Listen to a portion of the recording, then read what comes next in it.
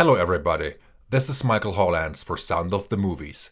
Today I have the pleasure to once again be joined by one of the film industry's most innovative and talented composers, Daniel Pemberton.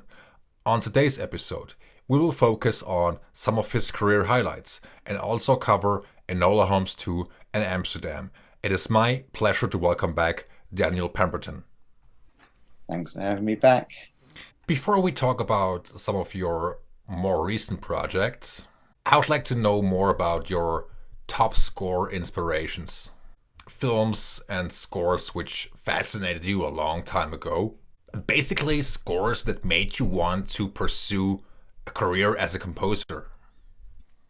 I mean, there's loads, and it's not just scores, it's kind of records. And, one of the things I always kind of find quite interesting is like records or sound worlds that haven't necessarily been put into films and being like, what would that be like in the world of film? But in terms of scores, you know, the big ones for me were basically kind of most of the work of John Barry, which I kind of caned through so heavily that I kind of find it hard to listen to now because I listen to it so relentlessly.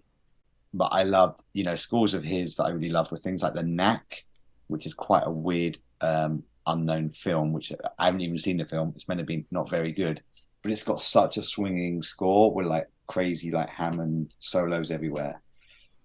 And I love the kind of the energy of his stuff and the melodic sensibility, and then loads of Morricone, again for like the mixture of melody but also the experimentation. Blade Runner is a huge influence on me by Vangelis. I grew up very obsessed with electronic music, and I think that's kind of one of the best electronic scores in the way it pulls both electronics, but it's not really electronic score. It's kind of got all these like really interesting, as world instrument elements in, which I kind of think gets lost sometimes because everyone goes, "Oh yeah, Blade Runner, it's just a CS80," but it's not. It's all the other kind of percussion and solos in there that are all combined in that world. And then Bernard Herrmann, Vertigo. I mean, loads of Bernard Herrmann, big influence. And then there's like things that aren't necessarily film music, which are like TV theme tunes. British TV theme tunes had a big impact on me, because I think it was the first time I was really like exposed to instrumental music. And instrumental music has always been a big part of stuff that's inspired me, because that was kind of what first got me into music without lyrics and without singers. Like growing up it's just pop music. I mean, it's weird because I'm writing songs now as well, but my heart has always been instrumental music. In this day and age, Daniel, how difficult do you think it has become to think outside the box? To come up with something which everybody doesn't do? To do something which is original, which kind of defies a certain formula, which so many people may have to follow these days? I think there's obviously difficulties. It is difficult. And I'd say a lot of the difficulty is really due to process. It's like not very sexy to talk about process. Everyone thinks composers are like just coming up with ideas and they do that. But a lot of like, how do you make film music special and different is all about the process. And a reason a lot of films probably sound similar is the process with which the composer is put through can force them into corners. And the only way out of that is to rely on the tricks that you use on everything else. So the way I find to make it different is try and, from the beginning, sort of, there's a bunch of things. First of all, it's like try not to do movies where they're not going to let you be original. So a big thing with the sort of choices of movies I make are I choose whether I get to do something original and individualistic over how much of a commercial success it is, which is kind of funny because most of my films are not huge commercial successes. But by not, if you're doing a formulaic movie, then it's going to be hard to do non-formulaic music if the rest of the movie is adhering to a certain formula. They're going to want the music to adhere to that formula. So if you choose movies that don't do that, they're often more complicated to do because everyone's working out what the movie is. But I find that's a really good way to get the opportunity to write more unusual music. And again, it's difficult because the movies are becoming more and more formulaic as the kind of, if the only movies being made are the really, really expensive ones or the really, really cheap ones, and the middle ground is disappearing streaming, the middle ground is kind of where you can mess around more, and the low end. And then the other thing is trying to work out how you can work a process that allows you to be more experimental and not get caught up in the sort of mundanity of just rewriting cues for scenes that have been re-edited, delivering demos that can be signed off by execs. If you write, if you look at, like, let's say John Williams, it's kind of impossible to do scores like that in the modern idiom because everyone's so used to chopping everything apart without the understanding of a musical language. And then the time pressures you have that, if you wrote, let's say if you wrote the Star Wars main theme, you'd get if he started now, he'd probably get a bunch of notes that have changed the sequence about 17 times. And so the melody that might have gone like this suddenly has to sort of jump, a lot quicker and doesn't work in a satisfying way. And so he ends up saying, what, I'm just going to go jug, jug, jug, jug with some. I don't think he would do that, but I think there's a difficulty that a lot of people don't understand of just the nuts and bolts of getting film music over the line. That is the biggest hurdle to originality, and being aware of that is the first step to trying to change that. I think quite a few people would get rather nervous if they were told, I've got this great idea, which is also very experimental. They might just say, let's play it safe and go for a quote-unquote simpler approach. What do you think? Well, weirdly, I think you'd be surprised that most people don't actually want to play it safe. Most directors, most people, really want to do something new. And I always think the best thing with cinema is when you have something new. When you have something new, you remember it. When you're watching something that you've seen before a million times, it doesn't hit you. But if you're seeing something that feels fresh and new, or sounds fresh and new, then it impacts you differently. But it is hard to pull that off because the film might need the support of tricks that are conventional, and they can make everyone feel more safe about the film. It's like funny, I'm just working on Spider-Verse 2 at the moment, and the very first Spider-Verse, I wanted originally to have no orchestra. I wanted to be all electronic. I wanted to be incredibly experimental. But then I found, as did everyone else, that it wasn't delivering the emotion in the way we wanted it to deliver the emotion. And, then I started leaning more on some more traditional sort of superhero elements of brass and strings, which I kind of really tried to resist at the very beginning. But actually it really worked, and it really helped the film. And, around that, there's huge amounts of experimentation. But you've also got to understand sometimes things work because they work, and that's why everyone else does them. And it's trying to find that middle ground where you're not just being experimental for the sake of it, but you are just trying to serve the film the best you can.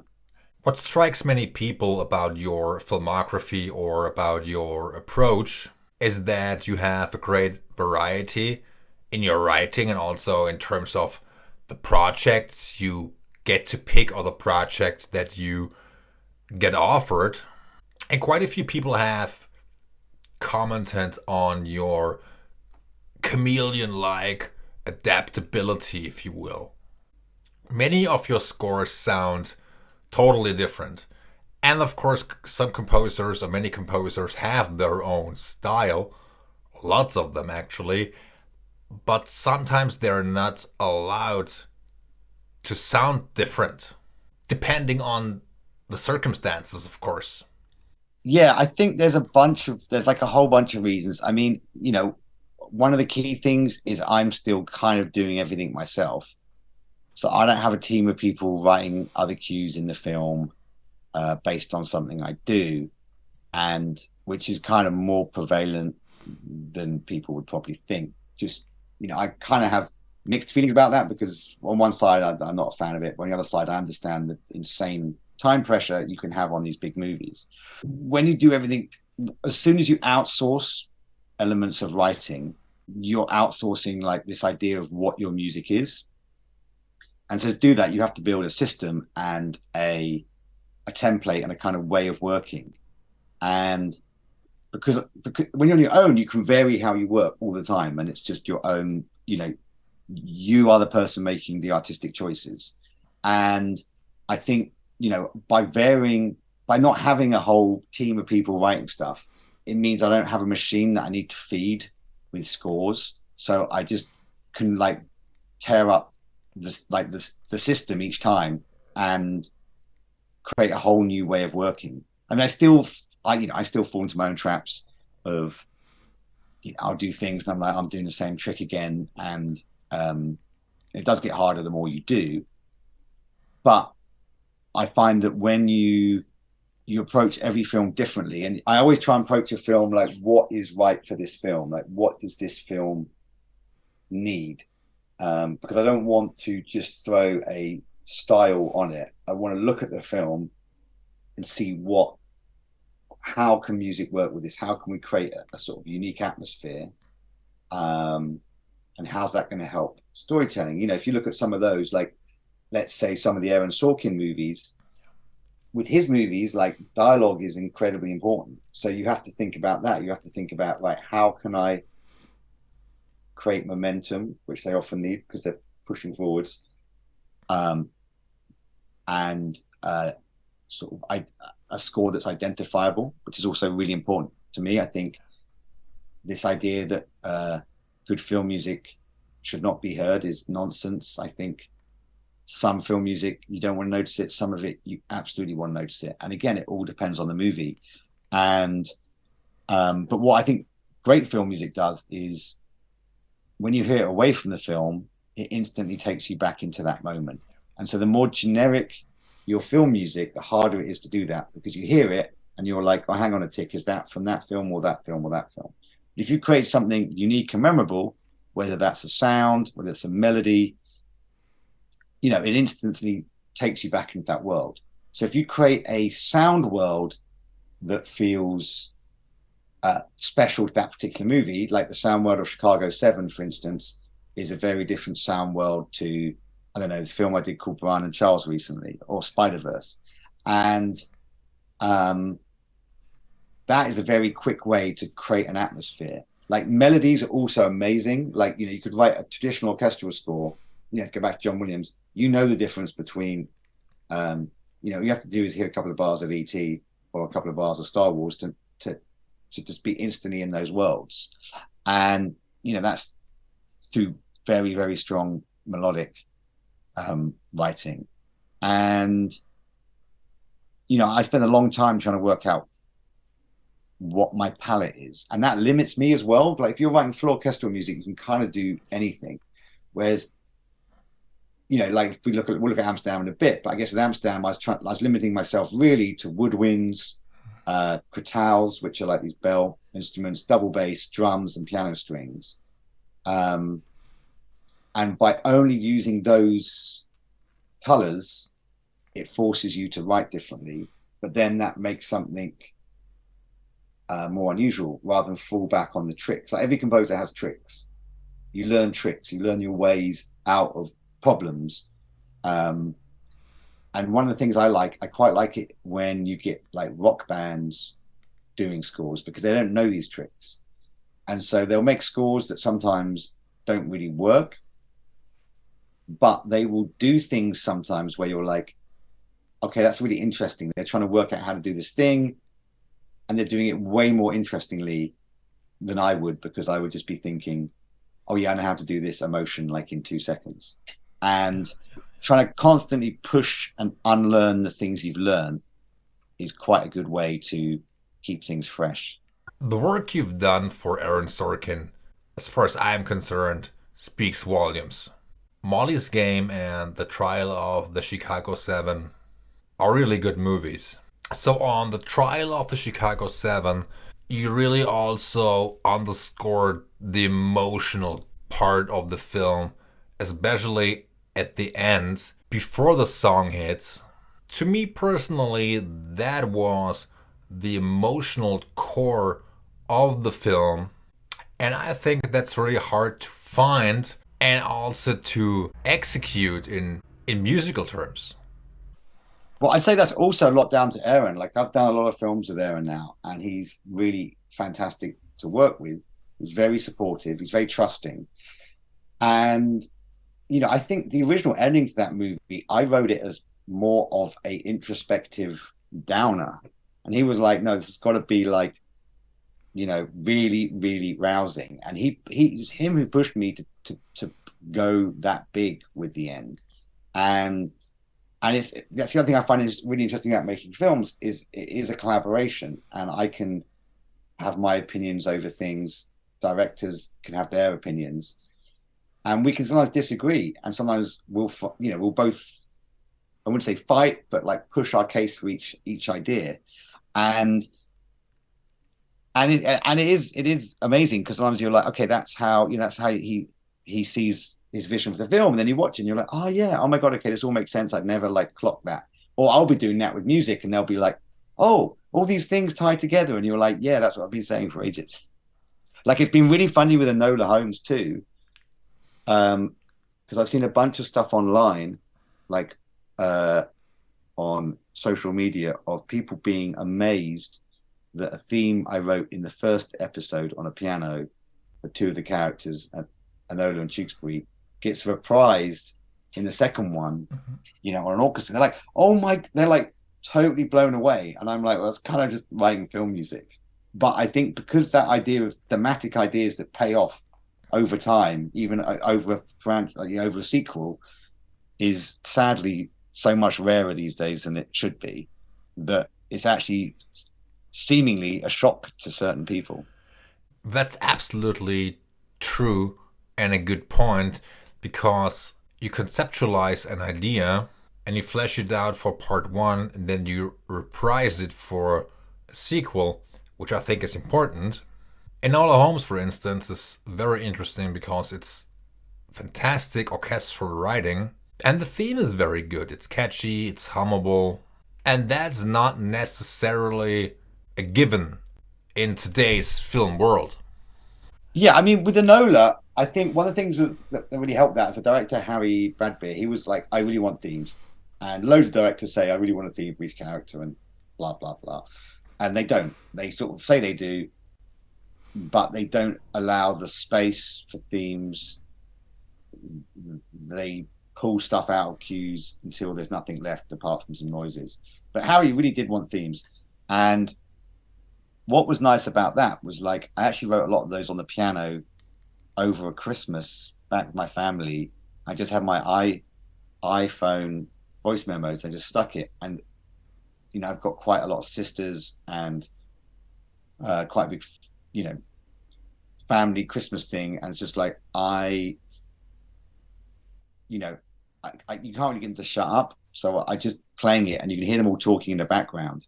I was trying to work this thing out over the Christmas, and just singing on a piano and writing melodies is weirdly is much rarer than it sort of should be sometimes, in terms of like getting them over the line, because you will write differently than when you demo something up, and you need directors who understand that. And so it's through that we got those themes, and I'm always very conscious of like, how can we get a theme that's adaptable? You can write something that feels like a great piece of music, but if it's not adaptable in multiple ways, it may not work well as a theme. And Enola 2 has been really fun in like, it's the first sort of sequel I've done. And it's the first time I get to, adapt the playbook that I've kind of created from the first one. And I'm doing it now with Spider-Verse as well, where there's lots of thematic ideas in Spider-Verse 1 that are going to come in different ways in Spider-Verse 2. In terms of Enola Holmes, I must admit that I liked the second one more than the first one. I think the first one was a decent film, of course, but the second one, to me personally, offered more in terms of storytelling. And not only in terms of storytelling, but also in terms of atmosphere, and the mood and the score works so well. And needless to say, people have a certain expectation when they watch film. Filmmakers have a certain expectation when they work on a film, and you have a certain expectation. How do you tend to react to a film? The audience is always like the main thing I think about when I'm doing any project. Like I think about what do I want from this, like sitting in the audience? What would make me excited? What would make me fall in love with these characters? What would make me scared? And that's a really big part of how I do film music. I think about, someone's giving up their time or they're giving up their money to like experience something. And for me, it's always got to be like really special. And it's like, how do you make something special? And it's always, I think it's the new, it's the different. It's like you can reheat an old emotion, which I think a lot of films do at the moment. But when you can create a new emotion, that's when stuff really touches you. If you've got like a language of cinema or TV and you've seen tons of things before, you see, I don't know, a car jump over a bridge, it's not going to be very exciting because you've seen it a million times. The first time you see it, it's amazing. And so it's like, how do you find musical ways of doing things that feel new? And that's a big thing for me. And it's not easy. Sometimes you fail. Sometimes you get there. What I find interesting is the choice in terms of instrumentation, especially Amsterdam. So when I watched the film and listened to the album, it struck me that you also focused on the woodwind section. The film Amsterdam was directed by David O. Russell, and it's a very interesting film. It features a star-studded cast, Christian Bale and others. It was actually the first time for you to work with David O. Russell. What was the biggest challenge you had to face working with this director who has a certain reputation? I was conscious of that going into it. It was a weird project because I came on very late. They'd had some other composers on the movie before, and I think because David, I really love Amsterdam. I think he's made a really beautiful, I think misunderstood movie, and I think one of the things that makes the process on that movie complicated is that movie is not a straightforward. It's a heist movie or it's a love movie. It's got so much complexity and nuance that trying to define what the score was, I think, was a very difficult process for them as they made the movie. And so I think they had like a bunch of problems, which is one of those things of just when you're so deep in a film for years, because on that movie for years, you don't know what it is. And I came on very late and I agreed to look at the movie. I think because I was an outsider watching it for the first time, I was seeing it completely fresh. I didn't have any of the kind of prejudices you can have sometimes when you've been on a movie for a long time and they're like, we don't want to do this, but it turns out that's what it needs. And I just thought it was a beautiful film. And I felt it was a film about optimism. It's a film about friendship. And it's a sort of film about life and love. And I had to make a score that would straddle so many different aspects of the film. The film's got lightness and comedy. It's got optimism, but it's also got threat. It's got very unusual, quirky, sort of comedic features, but it's also got this kind of conspiracy layer. And it's like, how do you take all these different ideas and pull them all together. Because if you start jumping between all these different sounds, the film's going to feel like it doesn't have focus, and it's going to be a mess if you do that musically. And I had this idea of woodwinds watching it. I thought this will be the, this will really work on this film. And I said I'd actually go away and before agreeing to do the movie, I actually wanted to write some stuff beforehand, because we didn't have a lot of time. And so if my idea wasn't right, I didn't really have the time just to experiment and find out what would be right. So I wrote I watched the film and I pretty much went home and wrote the opening theme. I started writing stuff and they sent me a cut. I just looking at it and it all just started to stick against picture. And what I found interesting is when I put music on that was more conventional, like strings, because the film is an unconventional film. Once you put conventional music or conventional score on it, it really starts to like fight. And for me that's exciting. It's like means it's an interesting movie. So I send them a bunch of stuff and I say, look, if this works as an idea, then let's do it. If it doesn't, no harm done. I enjoyed watching the film, but they loved it. David loved it. And then it was just, I had to do that whole thing in about a month. It was crazy. So it was really, really intense, like just working around the clock, trying to get the whole movie done. And you wrote a lot of music for that film. The album features no less than 100 minutes of music. Yeah, not all the tracks on the album. Yeah, there's a lot of music in that film. But when you've got an idea for a movie, and the hardest part of being a film composer is not always the writing; it's more the kind of the changes, the notes. With that, we didn't have necessarily time to deal with that, so it's just like we just got to go and write the film. I love that score. I think it's one of my best scores because I think it's got a love. There's a lot of personal stuff in that score as well for me. There's a bunch of instances in my life recently where I was like, okay, they're all going to go into this score because I kind of connected with them from the film. And then we also, the other thing that's been great about that is I got to turn the score into a song as well, which is a big part of like how I like to try and design a film score. Is that you start with something and you end with something. And you've been on, it's not, every film for that. We did that on Chicago 7.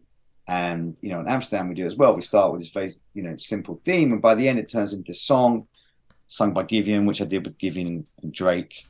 And, that's really fun as well. Just trying to work out and encapsulate what is this film about. And there's a line that Margot Robbie's character, Valerie, says. I can't even remember if it's in the final version of the film, but she says, "I'm just grateful for the time we had together." And I was just like, that's what the film is. So I took that idea and started trying to write the early inklings of the song, and then then work with Drake and Giveon and their producer Johan, and then we have that song as well. That's interesting because those three characters were close for a certain period of time, and then they simply stopped seeing each other due to certain circumstances. And then they would reunite, which is oftentimes how life works. And it happens to so many people. And I think that an experience of this kind may also amplify the feelings you have towards a film. Yeah. Well, good. Well, I'm glad that touched you in that way. You just told me that Amsterdam was probably one of the best scores you ever wrote. Which other scores would also qualify, in terms of your best score because of the effort you made and because of the relationship you had with a director? Yeah, I mean, it's really weird. I think I have lots of tracks I like as fate. There's things I like. They're not always the most popular ones. I mean, I think often what it is scores that I think are not noticed or loved are the ones I end up caring for. Like I really like Motherless Brooklyn. I think that's Good. A Yeah. really interesting score I did. I think Birds of Prey, the Birds of Prey album is absolutely batshit bonkers. It is. And I had so much fun making that record because I did that all in LA. And I just lived in LA with my mixer Sam, and we just spent 3 weeks. I didn't get in a car once. I stayed in a hotel near the studio and just walked to the studio every day. And then I'd be like, right, what are we gonna do today? I'd be like, oh, let's book a choir. Boom, get a choir in. And it was just a very fun, crazy, creative process. Um, and again, it's a kind of film where a lot of the score was going to be songs, but I scored scenes anyway in case they didn't work. And I did some of the songs in that as well. But it was, I think that's a record. There's some stuff on there that's really interesting. I don't know. I kind of like, I try and write scores I actually want to listen to. So I'm sort of writing for myself, really, and then hoping I can somehow sneak it into a film. So, Daniel, before we wrap up for today, is there anything else you would like to add? No, but thank you for being so knowledgeable and enthusiastic about my work. Daniel, thank you very much for taking the time out of your schedule. I really appreciate that. I'm looking forward to chatting again, and I hope you enjoyed the conversation as well. Okay, yeah, it was great. All right, lovely to speak to you. Take care, All Daniel. right, Bye. thanks.